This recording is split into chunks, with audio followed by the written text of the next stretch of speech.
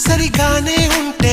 ఎరుపెక్క ఏం కళ్ళు వెంటాడే కలలొస్తుంటే నిదరుండదు తెల్లార్లు అయితే మరి నువ్వెప్పుడు కనలేదా ఏ కలలు నా కలలో ఏనాడు నువ్వు రాలేదిన్నాడు అదిగో ఆ మాటే నీ నోటే చెప్పించాలనుకున్నా దీన్నే లవ్ లవ్ పడిపోవడం అంటూ